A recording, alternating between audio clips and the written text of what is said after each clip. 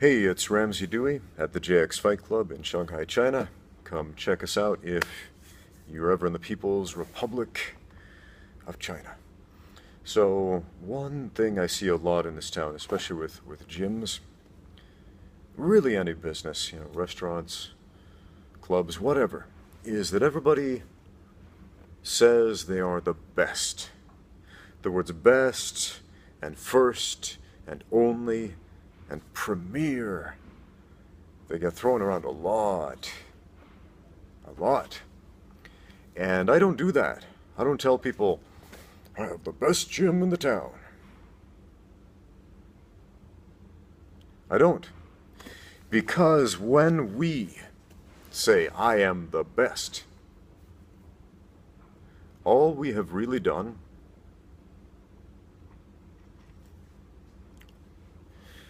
is told ourselves that we have a limit.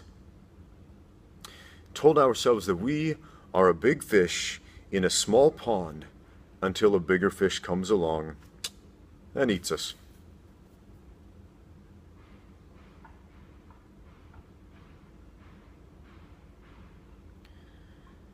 So,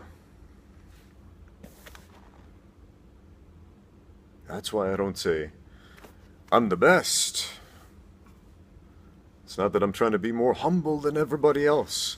It's that I don't need to say that. I don't need to say anything. See, martial arts is a pursuit of the truth, as I always say.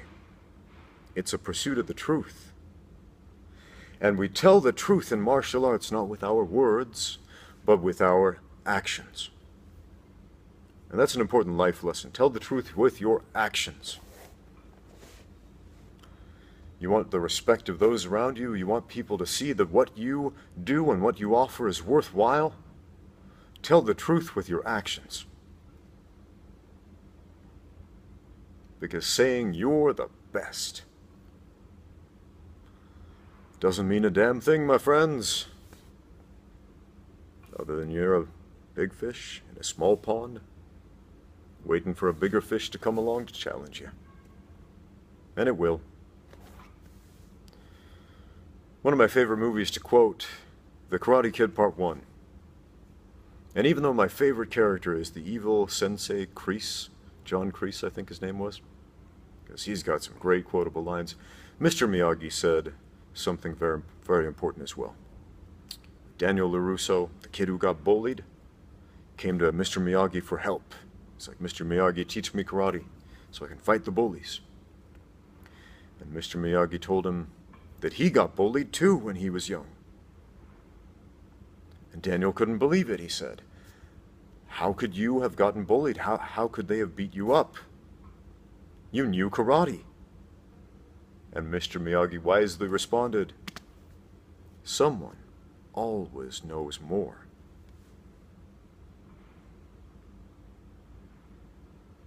Ain't it the truth, friends? Someone always knows more, so please don't delude yourself saying, I'm the best, because that's a limitation you've placed on yourself, and not just relative to somebody who may or may not come along who's better, but with ourselves. See, if I tell myself I'm the best, that means I don't need to improve. I've already hit the ceiling and there's no going through it. You know what I tell myself every day? Find a way to get 1% better today. Find a way to get 1% stronger. Find a way to get 1% more flexible, 1% more technical. And then do it again the next day, and do it again the next day, and do it again the next day.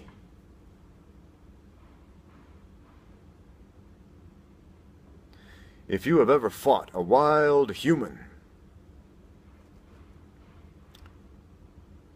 with some real strength, some real savage strength behind him, or better yet, a wild, savage human with strength and technique behind him, somebody capable of hurting you badly. If you've ever been in that kind of situation, oh man, you realize you cannot rest on your laurels, ever. You can't delude yourself and say, I'm the best. Look, I won this shiny little medal once. Man, I tell you what, I'm not a big fan of IBJJF jiu-jitsu tournaments, but I've done a few of those tournaments, and I had 2 competitions in a row, which were quite interesting. The first one, I beat everybody. I won 2 gold medals. I won a gold medal in my weight class, and I won the gold medal in the open weight division. I beat everybody. It was awesome.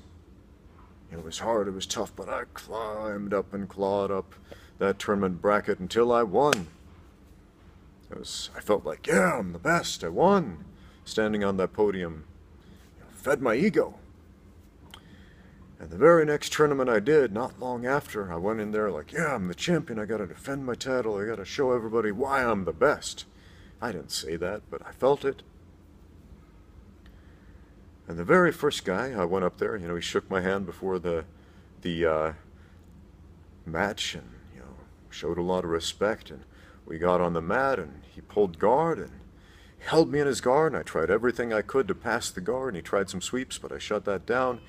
And, 30 seconds was left in the round. And I was like, man, I have to do something. And, I kept that guard closed and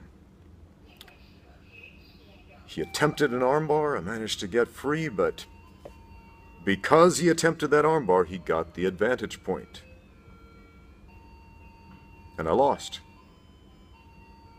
And my head was hung in shame as his was raised in victory. Because I went in there feeling like, I'm the best, I'm unstoppable.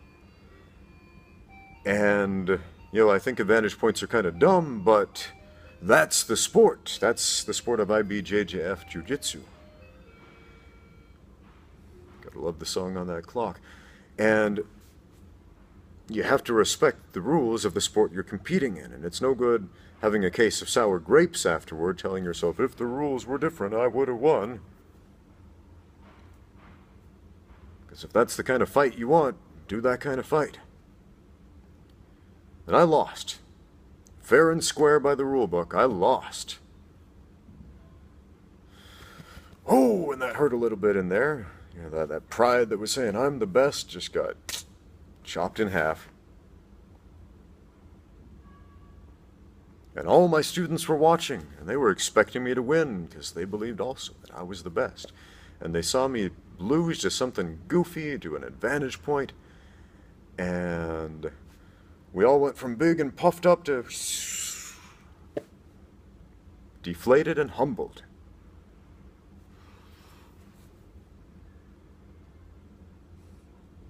And I'm glad that happened. I'm so glad that happened. I'm so glad that guy held guard and frustrated me and showed me that within that rule set, I was not able to beat him. Because I went back to the gym the next day. And I thought, here's a problem that I need to fix. He showed me a weakness, and when your weaknesses are shown to you, when you can come face to face with your weaknesses, then you can make them strengths. Only then can you make them your strengths.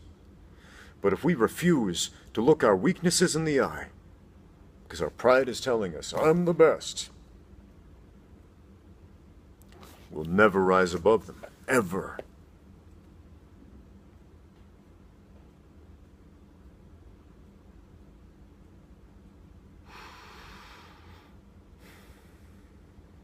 Confidence is important, my friends, but confidence and stupid pride, not the same.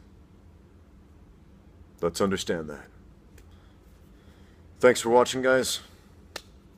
Get out there and train.